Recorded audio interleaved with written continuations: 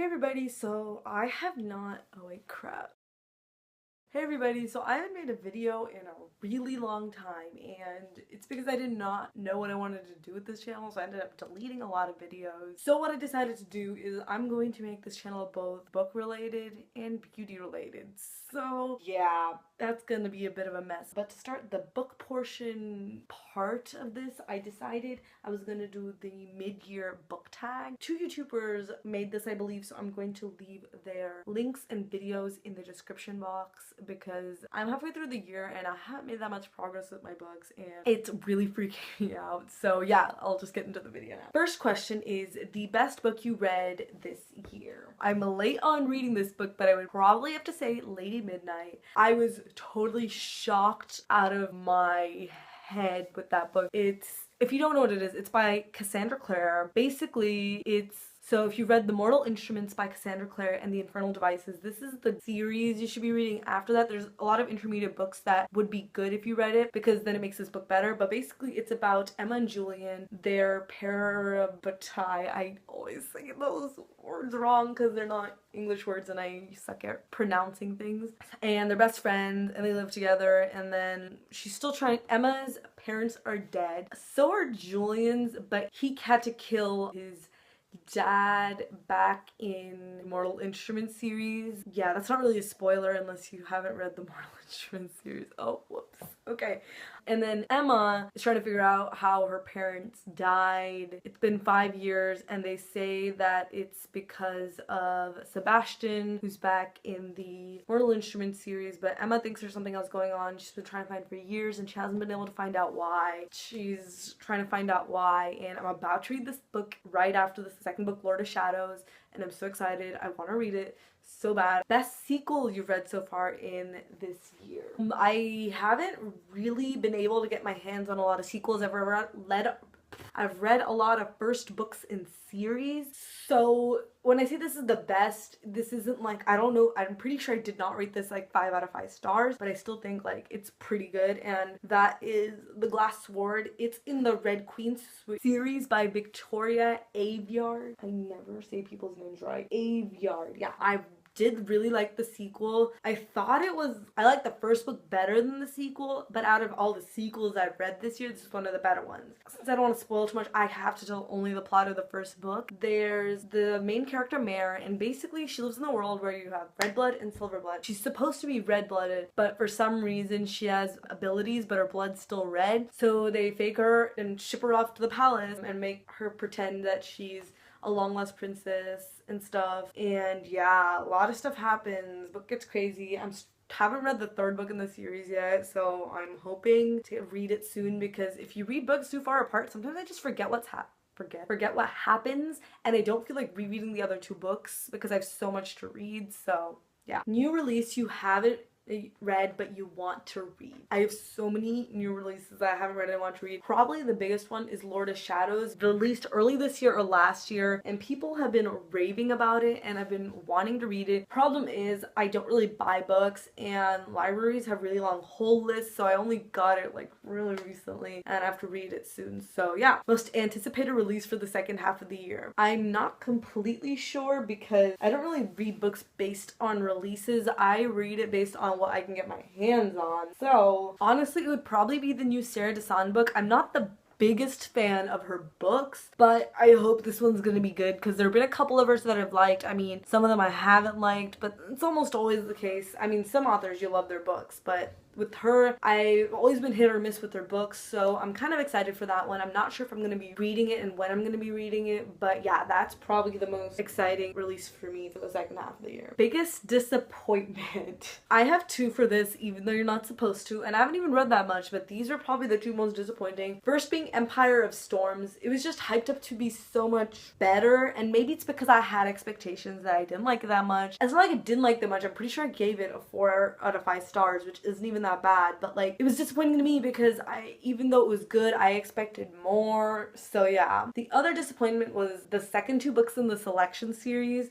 I know it's like now 5 books or whatever, even though it's supposed to be a trilogy and then she added the 2 books. I have not read the last 2 books. However, the second 2 books for me were just not just cringy, they were bad. Like, I didn't like the writing, the plot wasn't that good, and I personally felt like it could just be one book because the selection didn't take place till the last book, which I get. But then a lot of issues that they started to bring up, like revolts and stuff, they start to bring up in the first book. There were so many loose ends that aren't tied up, and people on YouTube, some people like it, people are like, oh, it's trashy and stuff, and I'm like, okay, that's fine with me. And I read the first book and I thought it was pretty good, which is why I was disappointed by the last two books. So, biggest surprise. I'm gonna have to go with Lady Midnight again, because a lot of times when authors write books and their series are within the same type of worlds, especially with fantasy, the characters tend to be really similar, and it feels like it's different characters but similar plots, and it feels boring and it feels like you're reading the same thing again. But with this one, I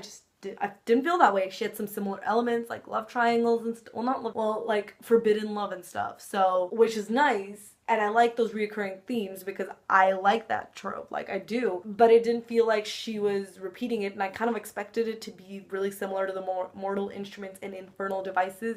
And since it wasn't, that's where I was surprised. I talk really weird, don't I? Favorite new author. I haven't read a lot of a single author, but I probably have to say Victoria Aveyard, only because her first book in the series really took me by the head. I don't know what the right word is here. I really liked her first book. I also really like James Patterson, but I've only read like 2 of his books this year, and they were old books. They're not his new books. I don't know if you can count him, but yeah. Newest fictional crush. Lady Midnight, they touch on Jace, and he's always been, yeah, but he's old and taken, but so is like Julian's like my age, and I still feel weird like from the way they describe him. I don't know if he'd be as, oh, Mark, because in previous books you only get glimpses of Mark. Mark is definitely my newest. He's so funny. Like I know it's like weird to think about because Cassandra Clare's books aren't for humor, but the way he acts for me is just so funny. It's adorable. So, new favorite book character from The Help. I don't know if I have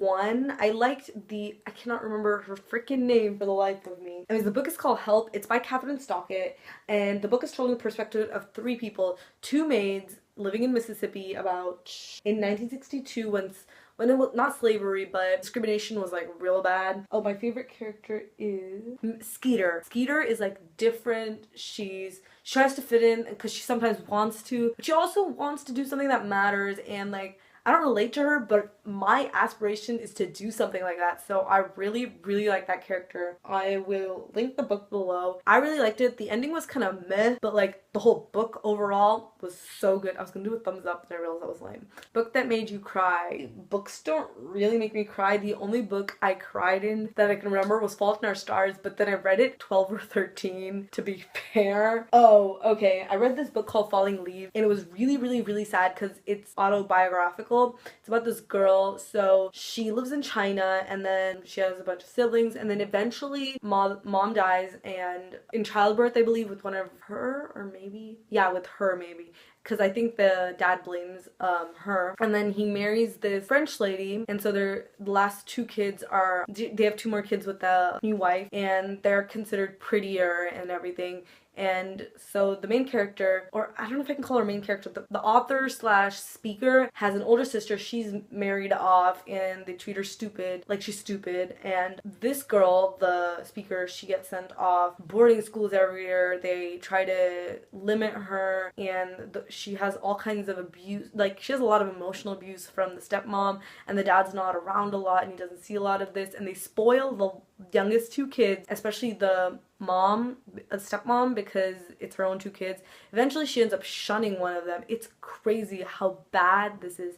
Anyways, it does have a happy ending though, so that's good, but it was so sad for me. I didn't cry, but that's probably the book I would have been closest to crying out of everything I've read so far. So, book that made you happy. Book that made me happy is probably Animal Farm. I know you guys are like, what? That's the most like cryptic, weird book that leaves your brain going like, what? It didn't I don't know if happy is the right word. It made me thinking, and the fact that it made me thinking made me happy. So I don't know if this quite qualifies, but basically there's all kinds of illusions and it leaves you confused. It's like you have a pencil case and you know it's called a pencil case because people have been telling you all your life it's a pencil case, but if someone else told you it was an elephant, you'd be calling it an elephant. Like, it's so cryptic and confusing, and I really like that. I mean, at first when they explained it, it freaked me out, but then I was like, this is making me think. That's really good, because I'm not gonna say I don't think much, but like, it takes something to make you think, you know? So, favorite book to film adaptation you saw this year? I don't watch much movies, but I'm gonna say Book Thief, but I think that's cheating because I didn't read the book. I like Book Thief. I thought the ending was depressing as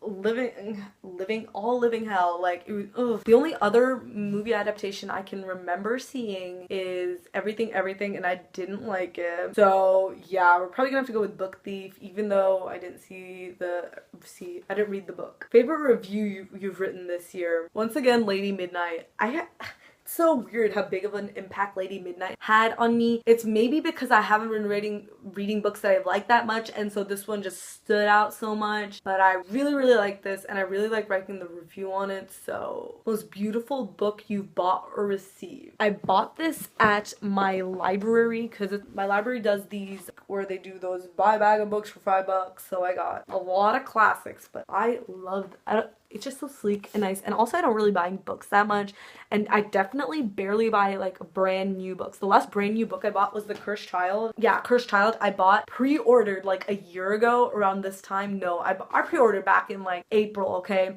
And it came at my door the 31st. I read it in one day and I was disappointed. So since then, I'm like, I don't really buy books now, because the only reason my mom let me buy it is because she's a Harry Potter fan too. Because like, I'm 16, so like, I don't have an income, I don't have a job.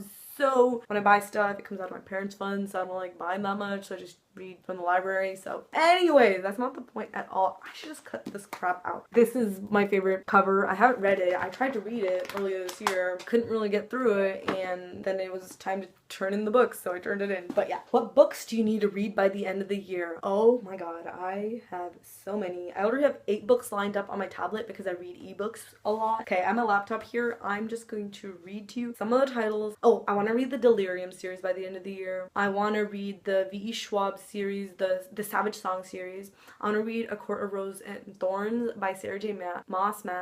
I want to read the Darker Shade of Magic trilogy from V.E. Schwab. I want to read Lord of Shadows, but like, hell, I'm definitely going to be reading that. I want to read The Girl with the Dragon Tattoo, which I just realized I didn't say the title of the book when I showed it. I'm such an idiot. Oh, okay, if I say any more books, I'm going to be really disappointed if I don't read them. So we're just going to stick with that. I hope you liked this video. It is so long. I have so much editing to do, but I hope you liked it. Give it a thumbs up, and yeah, have a great day.